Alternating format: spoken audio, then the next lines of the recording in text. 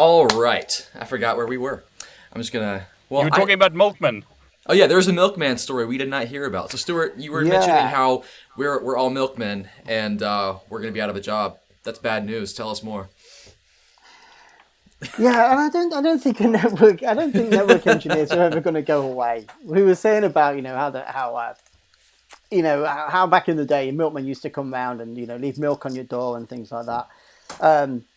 And now you don't see them anymore. And there's certain jobs over the years which we don't see anymore. But I don't see network engineers ever going that way. I think network engineers will be around for a very, very, very long time. But I think, network engineers will just evolve more. They will evolve more and adapt. If you take a network engineer, say from 20 years ago, you wouldn't compare a network engineer ago from 20 years ago, even 10 years ago, to a network engineer today. There's a whole bunch of other technologies which have come in, which network engineers have picked up and learned. And this is how I kind of see the kind of the coding side that's come into network engineering, the automation side that's coming now, is that people adapt and learn these new technologies and they use those to their advantage. So, why not use them to your advantage? The tools are out there. Everything's there for you.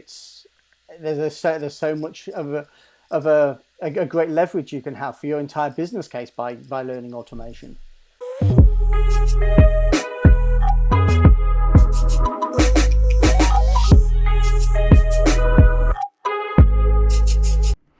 Yeah, Stuart, I wanted to ask you something that Hank told me. He said that you do a lot of coding, a lot of development. But you were originally a network engineer. We spoke about this before, but so you did a lot of studying and stuff before you joined the Devnet team. But now you spend most of your time on software. Is that right? Yeah, that's right. But the learning curve was really Trader. stopped. Trader. Away from that. The learning curve has never really stopped for me. I think once you've got that principle of learning in your mind, then it's a lot more easier to apply it. Like, for example, you see someone who passes the CCIE, and then a lot of people who pass the CCIE, a lot of them go on to pass a second one real quick.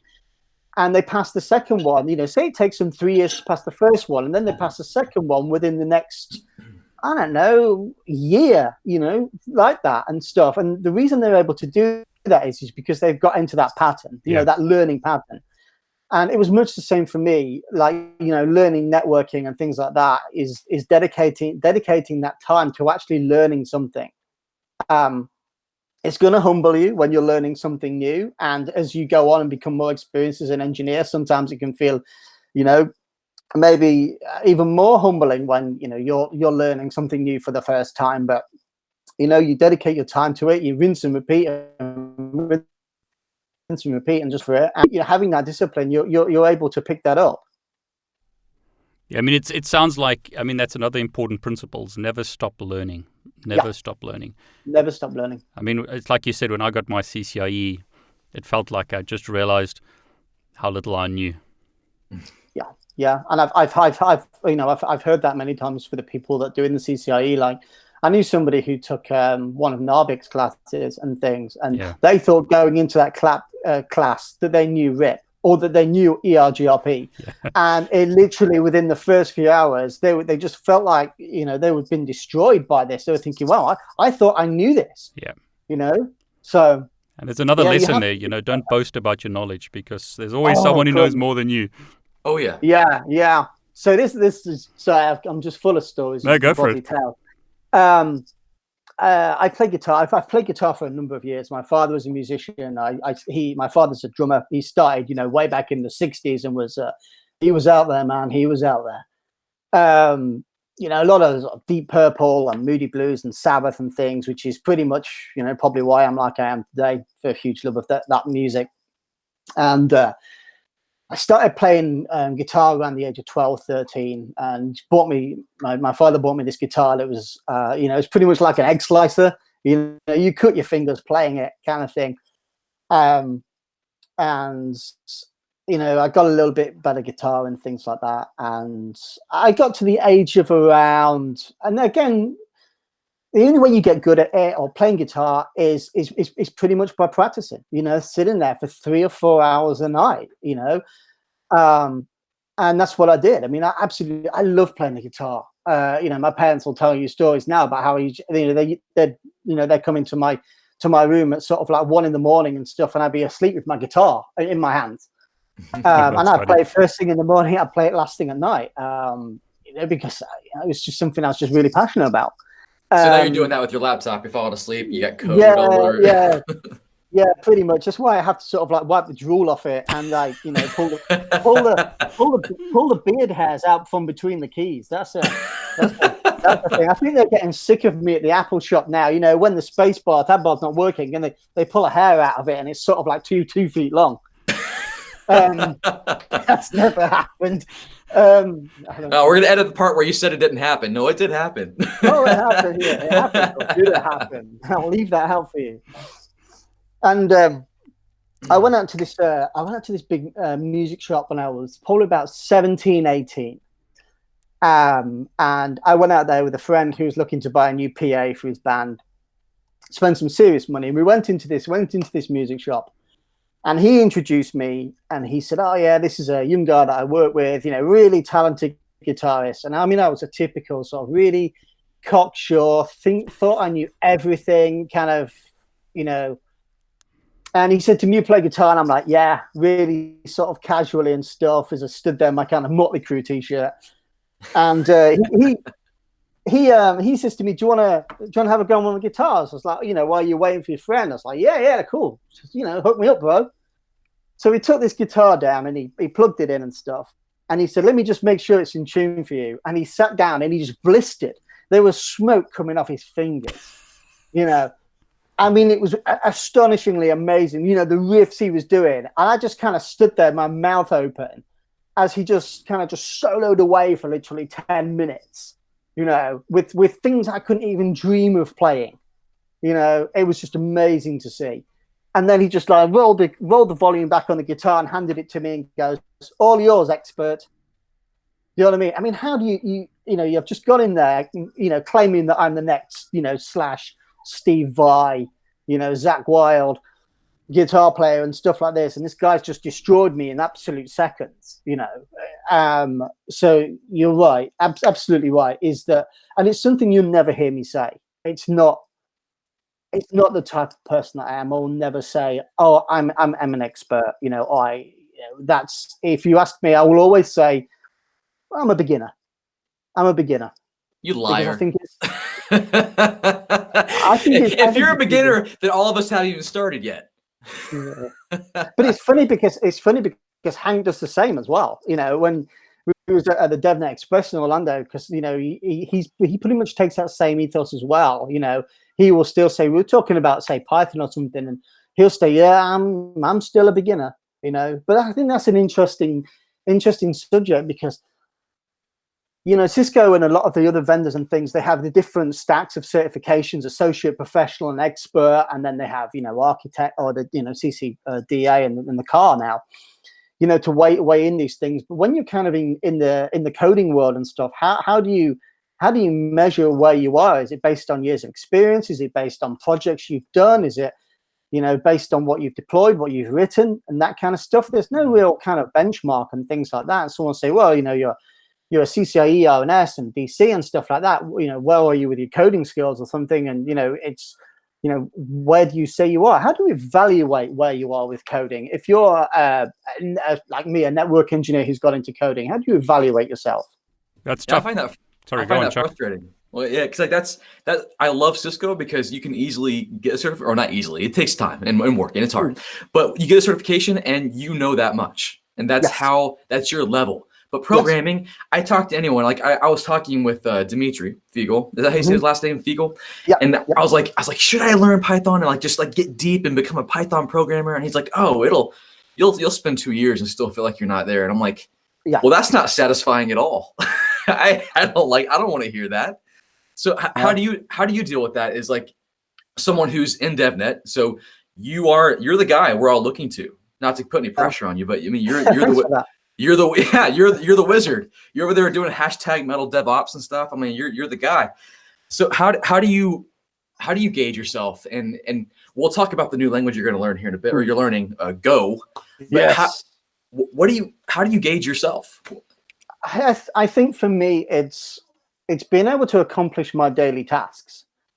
And this is a great question that comes along every so often for, I guess, for network engineers who have learned to code is, once you started learning to code, then do you go further into it? Do you actually learn? Because the way that a network engineer like myself learned Python is different from, that of us, how a software engineer, learn Python. It's very much different.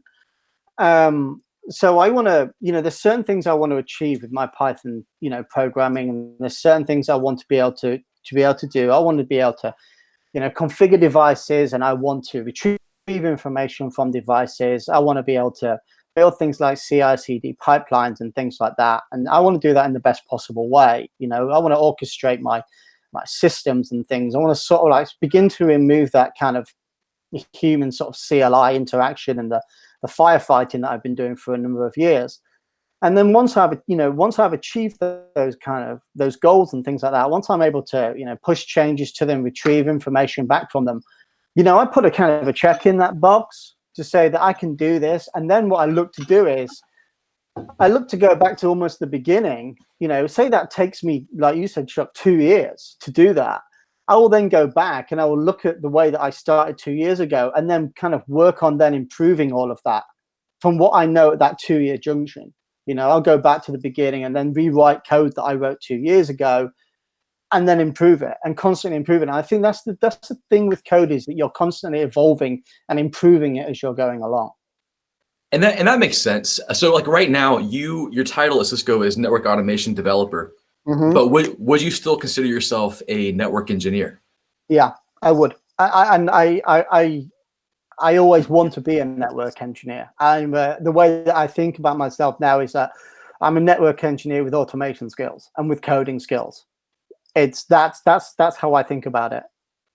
Okay. So going forward with your goals and your kind of outlook with how network programmability is going to infiltrate everything, do you see yourself becoming more developer? Do you see yourself mastering more programming languages versus mastering more routing concepts? I want to try to keep the two at a balance, because as we know, when you don't use it, it's either use it or lose it, and things fall to grey matter. There's certain parts of networking which, will disappear from the back of my brain over time. I've forgotten everything I know about frame relay. I've forgotten everything I know about token ring. I still have nightmares about spanning tree, but I still can. We all wake up in the middle of the night and you kind of bolt forward, coming in a cold sweat on. And then you see David posting spanning tree questions on Twitter, and I'm like, come on, you gotta learn it. Well, I think when he puts on that, there's a CCIE thing, and I'm having to think. Actually, I'm going to have to Google how that works. Before. There's things that fall to the back of your mind and things. There's a lot of concepts in networking I really enjoy. Like BGP has always been one of those things I really, really enjoy. Yeah. So I'm never going to want to lose touch with that. I'm not going to want to lose touch with it. And I don't think that as a network engineer you should, because you should still understand the architecture. I think that's probably one of the fears that people have with the way that the industry's going. They might feel that the network engineer has had its day, and eventually, the network engineer will be like the guy who used to come around and leave milk on your doorstep. Eventually, we all buy our milk from the supermarkets now. I don't ever see the network engineer going away. I've got a controversial question for you real quick. Sure. Do you think that Cisco IOS will disappear? So when you say Cisco iOS, do you mean say like the plain iOS? The one that was the good old command line we all love. Show IP interface brief, comp T. No, I don't think it'll disappear. I don't think it'll ever disappear. So I'll give you a good example of that. Is that I spoke about before how we fully automated a network, and we fully automated the edge routers and the switches, top of rack switches, firewalls, management routers, management firewalls. Everything had got to that stage where it was fully automated. And then we get a customer ticket comes through and says they have issues reaching a certain destination IP address. Okay, this is an interesting one. We're not seeing nothing's coming up. We're using a lot of things like IPSLA to track destinations and things. We've had no alerts come through. We've got all the prefixes. We know we haven't had any change from the ISP. So why is the route not there? So you're looking at it and you're thinking, out of all the automation tools that we're using to pull information back and to check everything's working fine. We're not getting any triggers. We're looking at sort of, Grafana, we're looking at Elk. Nothing's changed. We're passing huge still volumes of traffic. We know we've got service. We know all of our inbound checks are passing and all of our outbound checks are passing. At that stage, you have to log into the device. Everything else is passing. You have to log into the device, and this is when you have to really dig deep into it. You have to start looking at the kind of the control plane. In this particular incident that I referenced and things that we had to open a TAC case and provide a lot of information to the TAC case. Which we can provide that information with our automation tools. The show commands and things like this, the show tech support and things like that. But it's not until you start digging down back into those show commands and stuff and start to see a problem with the way that the packet's being formed and to be put on the wire, you actually see that there was a problem with the actual router itself when we had to update an SME within the device itself. And I'm yet to see any automation that will be able to do that. Okay, well, let me give one more to you. So I've been doing a lot of Microsoft Azure studies. So what I've noticed is that, for a long time, Windows admins have been using just the good old Windows, CMD, CLI. But then PowerShell came along, and that's more of a programming, scripting language. And they coexist. They're both there, but now every admin is being forced or pushed to use PowerShell. Do you think CLI, the iOS, will be replaced on box with Python or something? We're starting to see a lot more of on-box devices, but I think the two are generally there to work hand in hand. At this stage, I think they're still there to work hand in hand. It's hard to predict what's going to happen, say, the next 5 years. Will the CLI go away? I think as we go a bit further down, we might actually just be going straight into the Linux shell rather than going into the CLI. I think we might go more into the Linux shell now. Interesting. We'll log into that instead. I think that might be the next phase. That's more of a push to learn Linux too.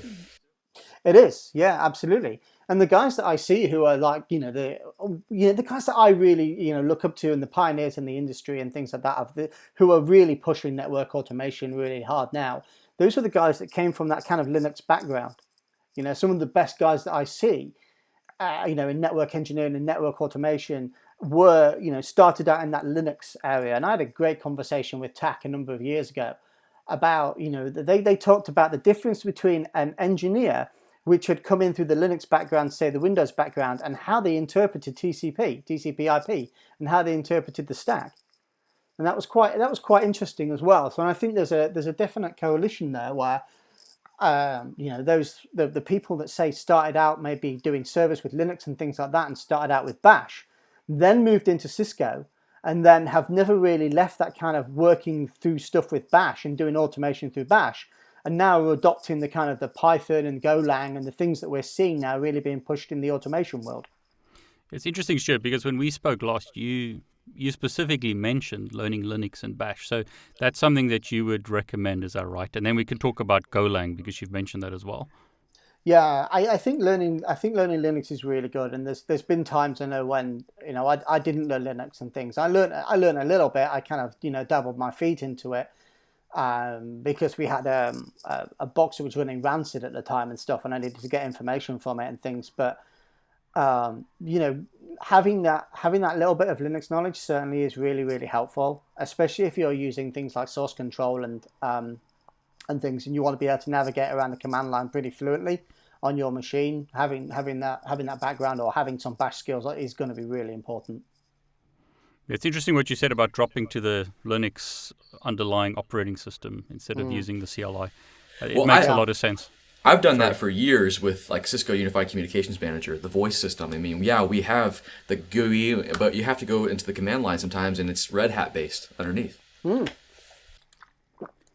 Yeah, I think it's certainly a thing. Yeah, because pretty much you can drive like a Nexus straight through the go straight into the Linux shell and Nexus and then drive it straight through there.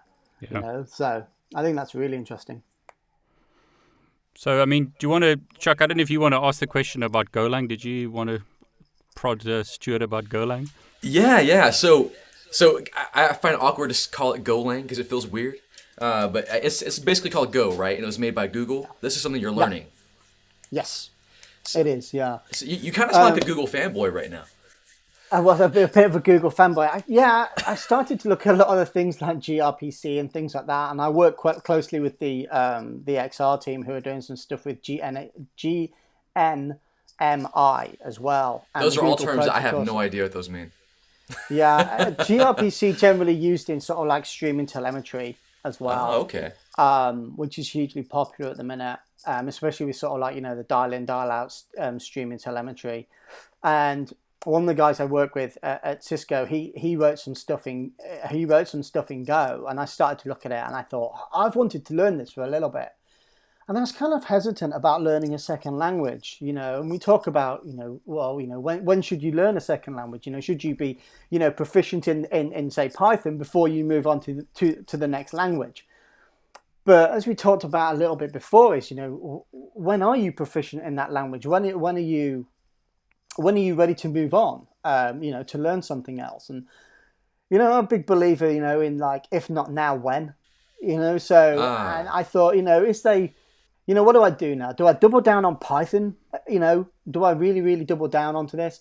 Or do I pick something else? And I thought, well, I want to dip my feet into sort of Go just a little bit and see what it's about, And the way that I kind of think about it is that, we did languages at school, like everybody does, and you learn French and you learn German, but you always seem to be kind of better at one than the other. Why is that? Some people adapt to one language, it makes a little more sense, something just clicks. And I thought, yeah, I'm seeing some great things in Go. I'd like to have a go. No pun intended. So I mean, I'm fortunate that I work with a lot of talented engineers around me and things, and so I'm able to bounce things off them a lot. And I was able to look at their code, and I was having a look at something, and one of the guys wrote something, and he'd wrote it in Go, and I thought, actually, this looks really clean. Really clean compared. And I didn't know whether I was comparing it to my Python code or just Python in general. But maybe you're just a bad coder. Yeah, I'm just a bad coder. I'm just a bad coder. So yeah, I didn't know whether it was that, and I looked at it, and he actually said, yeah, it can, it's a bit more clean. And I thought, yeah, I'd like to have a go at this, and so I started picking it up and stuff. I started watching some videos at night time and things like that. And I started having a go in the Go playground and just tinkering around and reading some bits and pieces. Started following the community a little bit through social media and stuff, just to see what other people were doing and things like that. See if it would meet some of the objectives that I wanted to use it for. And then we're coming up and we're ramping up for things like Cisco Live and Devnet Create, and we cover Python, we cover coding intro, and we cover Python quite extensively. And I thought, how cool would it be to do an intro course to Golang through Devnet? We've had a lot of people, a lot of community come to us to learn various different things, like Python and like GitHub. I thought it'd be cool to sort of share my experiences, starting from afresh, learning Golang. So yeah, I just started to kind of, really get into it. This last week, I've spent pretty much all of my time, with Go. Going through things and going through the content and looking over how things work, just because I'm building up a slide deck and building up some content for it now. So yeah, had to really kind of bite the bullet though, and then start doing API using REST API with Go, and that was a really steep learning experience. Really steep. So, what would you say are the advantages and disadvantages of the two? Like if you could briefly kind of like compare them. I think for me, for me really all it comes down to is which one I feel more comfortable working with and which one clicks. There's a huge volume of information out there, and I kind of looked at it and wanted to compare it, because people are always going to compare programming languages. A lot of people will always say that, Go is faster than Python and things like that. Well, people will say, and what I've read is that, if you're doing app development and things like that, then Go is a really great language to use. And so I think it depends really, what your speciality is and what you're looking to achieve. As a network engineer doing automation and stuff, I have a set objective of tasks that I want to do. I want to use REST API to configure SD-WAN or Cisco DNA Center, and I want to make those calls in that. So for me, it's being able to write that language to get the information back and deploy what I need to do. People will have different things depending on what they do and what they want to achieve with it. You kind of have to look into the pros and the cons. As the kids say nowadays, your mileage may vary, so you have to don't learn it for the sake of learning it. Learn it because you have an objective to learning it and you want to solve a problem. Where I am with my coding is that I could just use Python, and I could use Python till the end of the days. Python will solve. I can do anything in Python that I need it to do. The advantage is what I wanted to do was I just wanted to learn something new. I wanted to explore. I wanted to learn, another language, just to see if I could take what I'd learned when learning Python and kind of convert that into Go. So I guess I have a question for you. So for me, I'm nowhere near even close to your Python skills. And I know for a lot of people, when they think about network automation, they're thinking, okay, I got a clear path, learn Python and then start automating. But then we see guys like you going, oh, we're going to learn another language, and now we're like, what? what do you mean? Why is Python not good enough? Why do that? So it's interesting. You're just wanting to learn something. But as a network engineer, is it more just, so you kind of said it already, it's more just a preference. It's you wanted to learn something and just see it from a different perspective and see if you can do it easier. Yeah, and I just wanted to learn it. And it's like, Golang right now for me feels like the new shiny toy. You kind of just, you need a kind of a little, I needed a break away from Python for a little bit. I wanted to step away. I wanted to learn something new just for a second. I wanted to use that different part of my brain. But if someone's new, would you still recommend Python first, yeah? Yeah, I think that's pretty much the go-to. Yeah. I think Python is the go-to. Learning now what I know with Golang and things like that and going through things is that Python will do a lot more for you. Python will do things. With Golang, you kind of have to put a lot more of the work in yourself to get that back. Like I was trying to print something out in JSON, and I wanted to put it into a table format and things like that. And for me, doing that in Python is fairly simple. Doing it with pretty tables or Tabular or something to put it into a table, just a simple API, REST like a GET request. When I came to do that in Golang, I joke you not, that was 2 days. Oh, wow. 2 days. You've convinced me. You've convinced me. And I mean, don't get me wrong, I wasn't sat here for 48 hours with matchsticks in my eyes with an intravenous coffee drip going into my arm. Though that does sound appealing at times. It does. Yeah, it does really sound good. Whole bean going in. But, I dedicated some time to it and things like that. And, I did a couple of hours and then it's kind of frustrating, the sort of thing. And I'm trying to kind of stroke my beard, kind of like Gandalf, trying to be wise and things. And that's not working for me.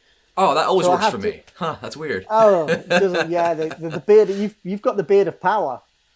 It's happening. Beard of power. So yeah, I had to walk away, get some fresh air, switch it up a little bit, and then just come back to it again. Just walk away for a little bit, have a think about it, and come back and then try it again the next day. But it was, and I think sometimes that can be disheartening for people, especially when they're learning something new. It doesn't click the first time. It's not going to click the first time. It's not going to click the second time, the third time, the fourth time, the fifth.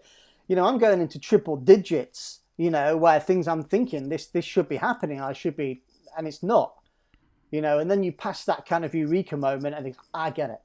Okay, I get it now. I get what I'm trying to do here. And you just have to, you have to learn that way sometimes. Well, I think that there's something really important there is that, there's pain in learning, and you've got to get over that hump, or, get over the pain and learn it. Mm-hmm. Yeah. Sorry, Chuck, you were going to say something. Oh yeah, so I'm kind of speaking for the masses here because I feel the same frustration. But I think it's great you're learning different programming languages. But for me, from a network engineer perspective, it frustrates me almost to think, okay, we can learn Python now, and then we have Ansible, and then we have these different frameworks, and we have Nornir, and we have PyAts, and I'm like, pick one, pick one, and we'll use that. Do you think there'll ever be like an industry standard, like one thing we pick, or will it always? Because we're getting a taste of how software developers feel. There's a million tools you can use, and every day there's a new one that is in the market. How do you deal with that?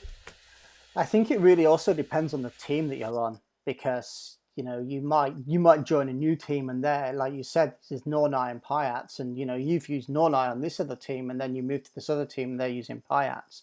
Or you might have come from somewhere that's predominantly a Python house, and then you move into somewhere else, and that a lot of the people will go, and then you're kind of you learn to adopt those languages. There's the kind of the standards and things like that, which are always going to be the prerequisites. As a network engineer, I still see Python as the go-to language. Any other languages on top of that are going to be a huge bonus to you, and it's going to make you very employable, very desirable, which is fantastic. Everybody wants to be, be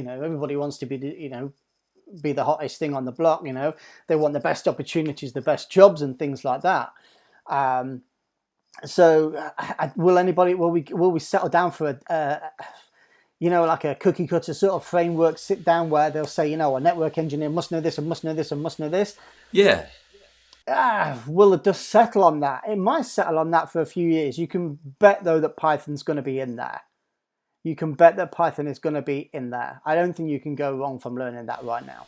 Because right now, I'm studying Azure, and part of the studying that is learning PowerShell. You have to know PowerShell. And I'm like, okay, well, are we going to see Cisco exams that have Python syntax and entering Python commands and knowing what to enter where? Are we going to have that standardization? I think it's coming. I think knowing API is going to be the next kind of thing. How the CCNA kind of evolved over a period of time, and subjects were taken out and then put in. I think they'll dip those in there. They'll put them into the sort of like the mainline exams, like the CCNA, CCNP, and CCIE. I mean, you look at the CCIE book. Jason brought out the Evolving Technologies book just recently, which covers these things and things. So they're starting to creep into the everyday.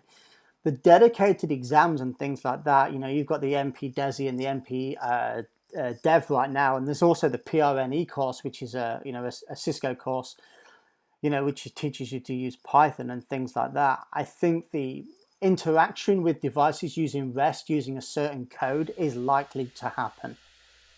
Do I think though, there's a great question, is that when you sit down at that exam center and it says, we want you to do a REST call to this device, choose your language, Python, Golang, JavaScript, C, will it have that?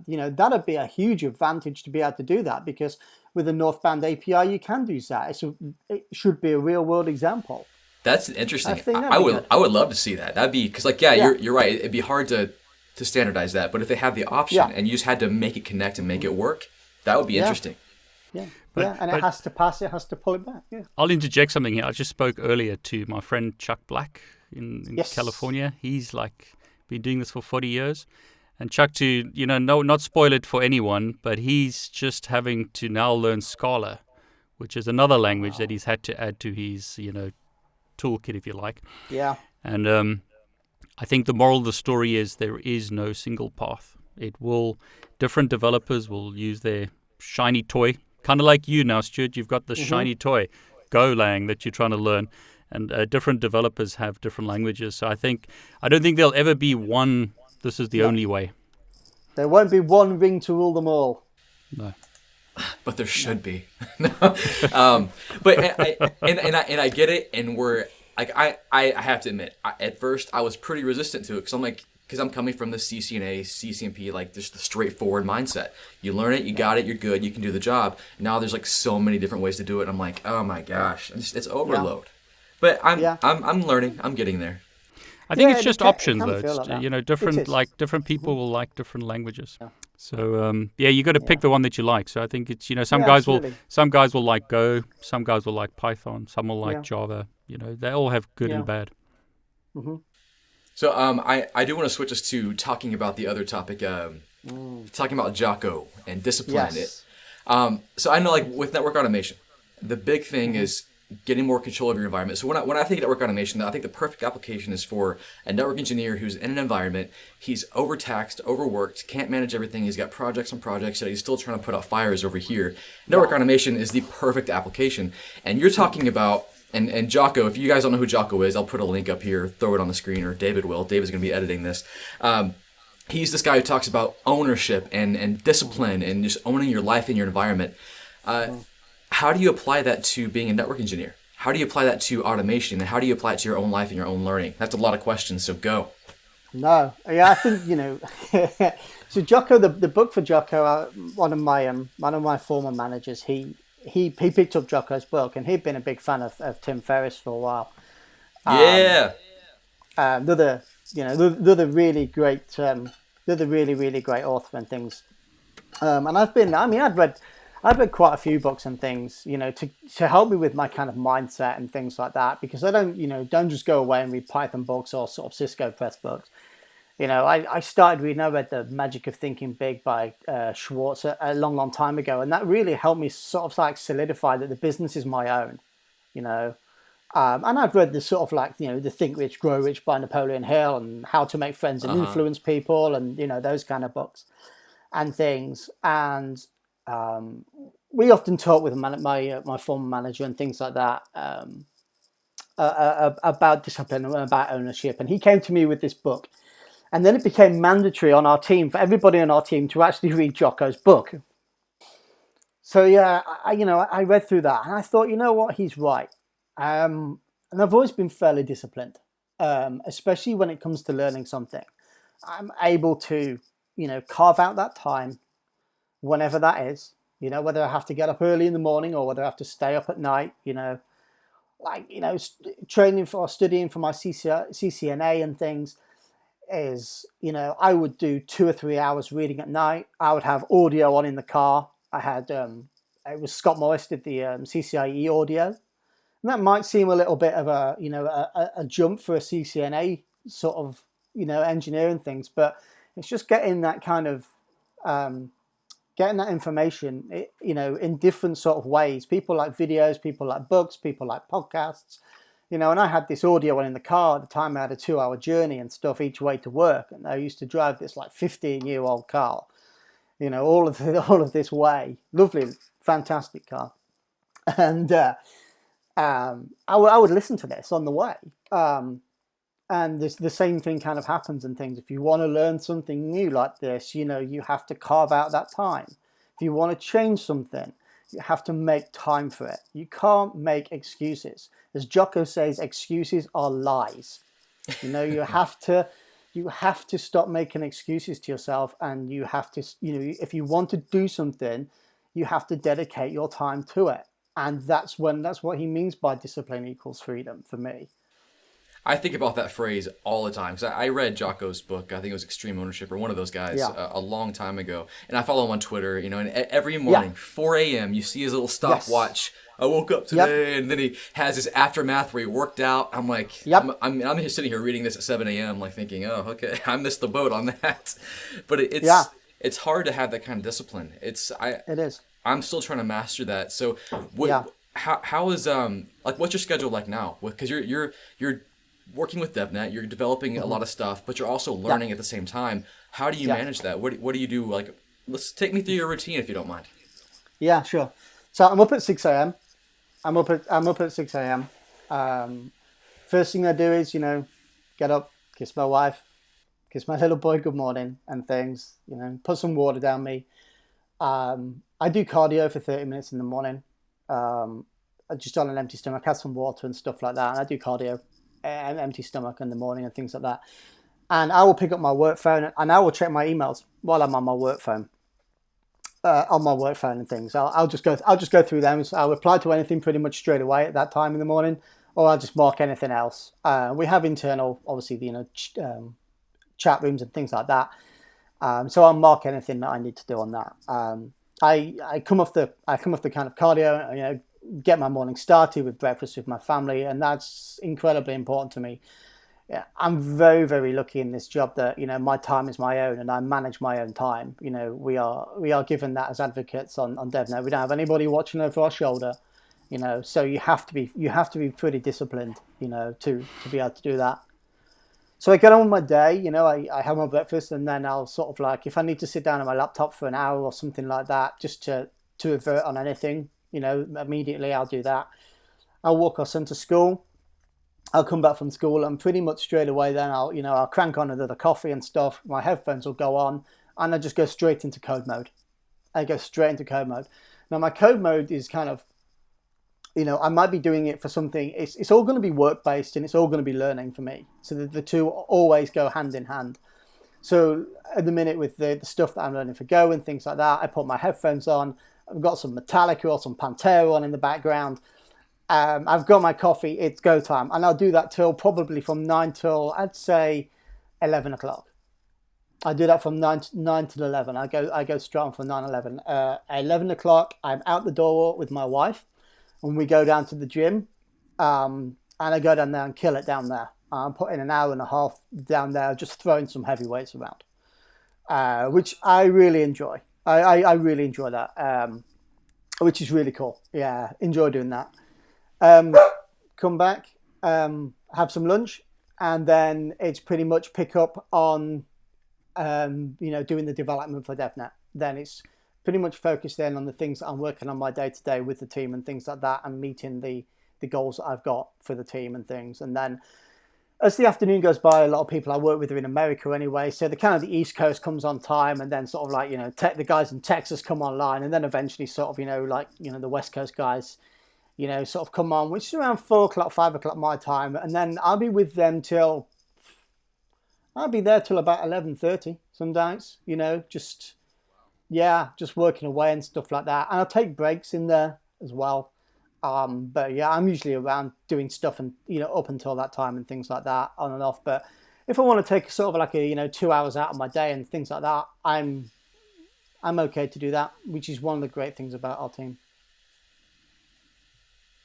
Yeah, I think you, I, and David all share that freedom, be able to call our own time, which it's hard. And when you're not disciplined, you do feel trapped. And that I think about all the time, discipline equals freedom. When you get yourself down to a schedule, when you stick to something, when you have a study schedule that you're always waking up for, you have more freedom. It's how it is. Yeah, you have to. I suffered from quite bad anxiety a number of years ago. It just came on. I don't know why. It was about January 2014, and I just thought I was kind of depressed because it was after Christmas and I wasn't opening any presents, or there was no turkey left. There was no turkey left in the house, and people had stopped turning up at my door with cakes and biscuits. British people, your cakes and biscuits. Yeah, it's kind of all finished for me, and the weather's not very nice, And I just thought, so from that, and it just carried on going on and things like that. And I kind of, I started reading, having sort of like quite anxiety and stuff like that. And I found it kind of a little bit sort of, difficult and things. And I found it difficult to motivate myself. And that was like for the first time in a very long time that, I was struggling to feel motivated. To get out of bed and things like that. And you kind of go through this kind of cycle of anxiety and depression and things. And I think to myself, well, what have I got to be depressed about? I've got a wonderful life, I've got a great job, beautiful wife, lovely little boy and things like that. Everything's fine. What have I got to be depressed about? And you kind of go around in this kind of vicious circle and things. And then I kind of realized that what I'd done is I'd actually fallen out of my routine. And that's what had happened to me. And I do better in routine. Some people are free and easy, right? They just, they take every day as it comes. But for me, I like that kind of routine. I like the routine, and I like to have things set out and stuff. I like to know where I am and things like that throughout my day, throughout my week.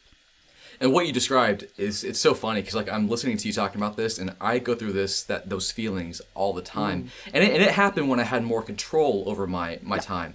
But yeah, like some days if I wasn't productive, if I didn't stick to something, I would just wake up feeling horrible. I would feel depressed. But the second I started working and getting stuff done, it's just totally clean air. It changed. Yeah. So, Absolutely. Yeah. So yeah, you talking about that speaks to me. That's totally true. I think it's a really important point there is that you've said you've got to get to know yourself because people are different. You've got to find what makes you tick. Yeah, and you have to find out what works for you and things like that. When back when I was trying to study for the CCIE, I had a full-time job, like I said, with a 2-hour drive either side of it, and I was working on a knock, picking up phones and stuff. And anybody who's worked on a knock knows that people don't call a knock to tell you how well you're doing and to tell you your service is great. I'm going to start doing that now. Hey, how you guys doing? Yeah. Hey, Tack, you're doing great. Thanks.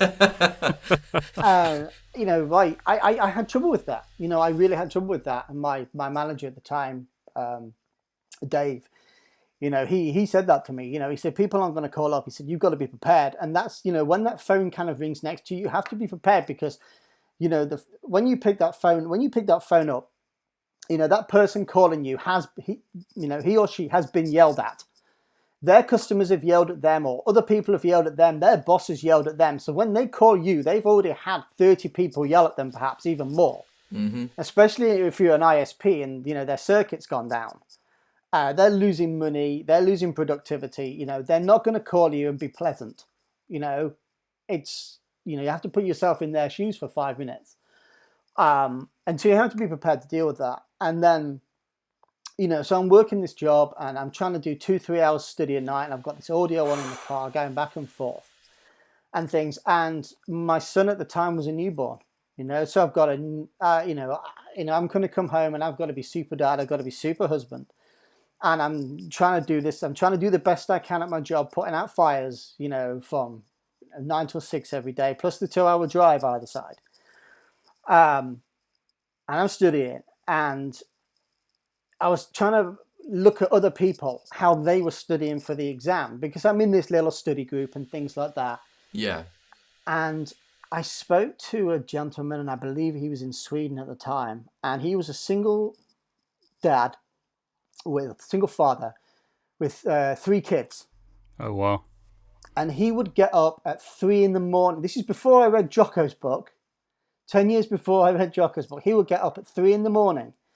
and study from 3 till 6 for his CCIE. Oh my gosh. And then that really motivated me. And then, I started to, when I was on different sort of forums and things like that, like I was on Todd Lamley's forum at the time, and I was on a couple of other different forums and things like that for studying and things. And I would encourage people and say, I'm going through this. I know what it feels like for, to feel like, you're not getting anywhere, like you're banging your head on a brick wall. You've just got to, you've got to knuckle down on this, and you've got to find that time to get through it. You've just got to do that and things. And then somebody posted a picture in a forum, and they said, I know what you mean. I'm studying for my CCIE also. And he showed a picture of his bed. His bed was in a data center. And because they were fitting out a new data center, and he'd traveled to this data center, which was 8 hours away from his home, and he'd driven there to this data center, and he couldn't afford to stay in a hotel, and he'd made a bed. When you take something out of a box and it's got the polystyrene shapes on it? And he'd laid these polystyrene things down, and that was his bed for 5 days. And he was still studying for his CCIE. Wow. He said he would read the CCIE book by a flashlight, by a torch at night time. That kind of gave me the kind of like the, a kick in the rear behind to say, you're actually in a privileged position.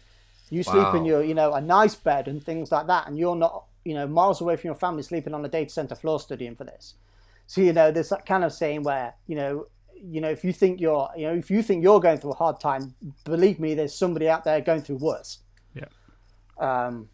That's crazy. Yeah. Yeah, absolutely. Yeah. So did you, I don't know, did you have your CCIE, Stuart?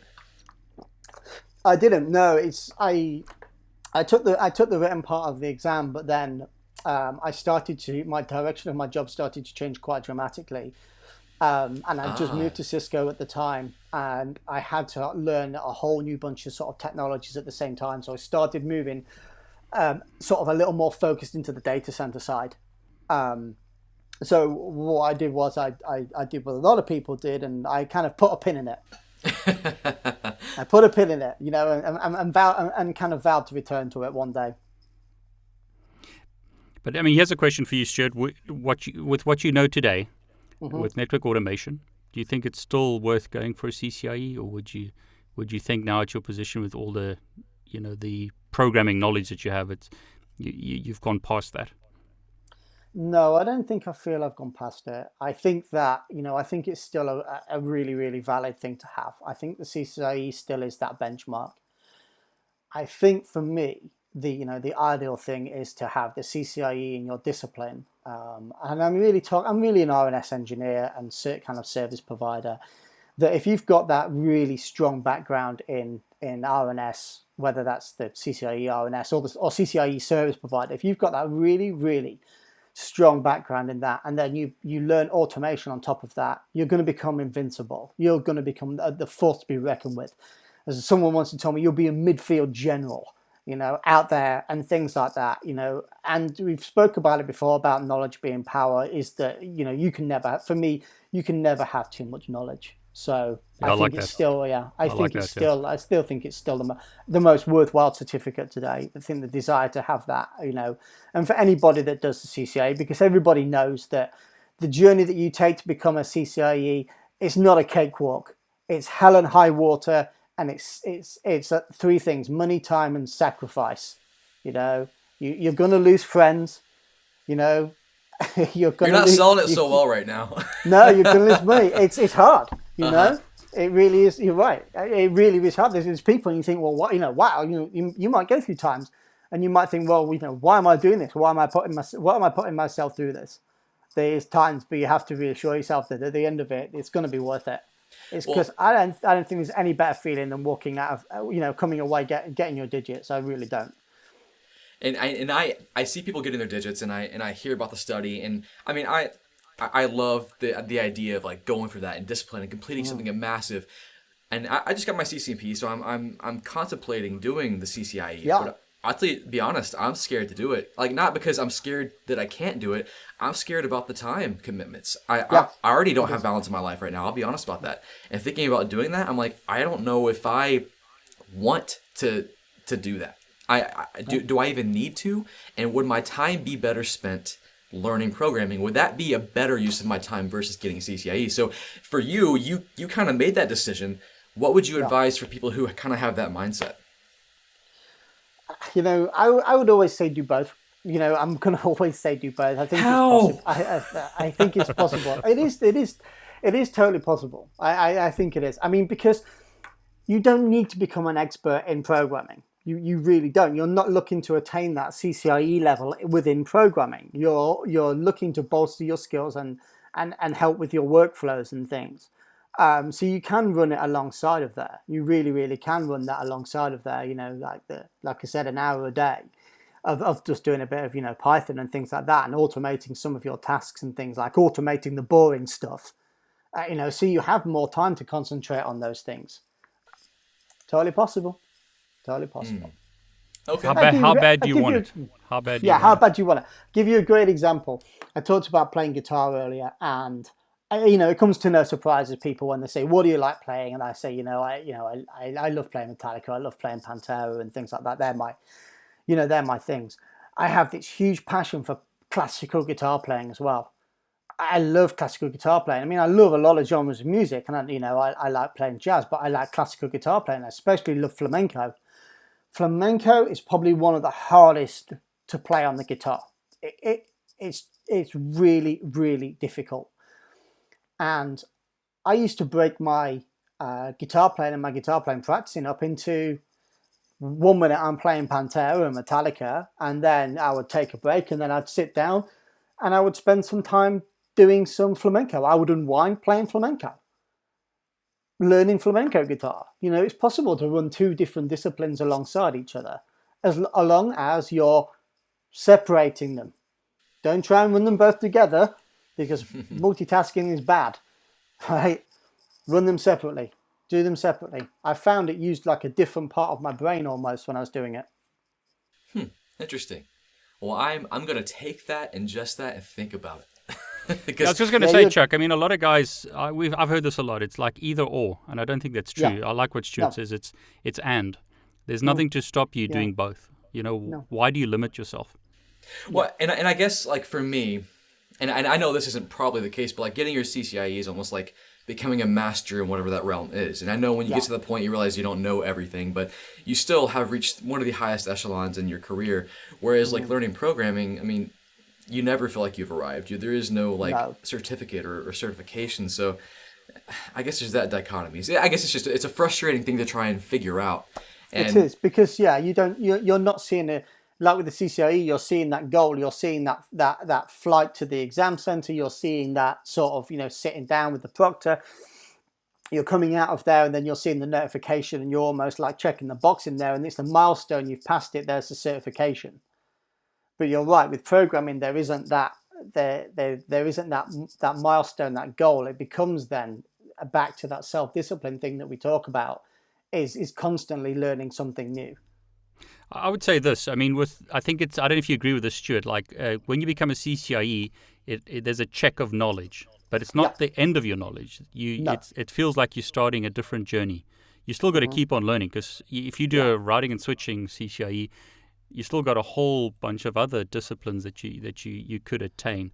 Yeah. And I think in programming, you don't get a certificate, but the way that you show that you've attained a certain level of knowledge in programming is to use GitHub. So share code, share your projects. It's a different mindset. I don't know if you agree with that. It's the way that you prove to people that you can code, or what you've done is you share code. You create GitHub examples and stuff like that.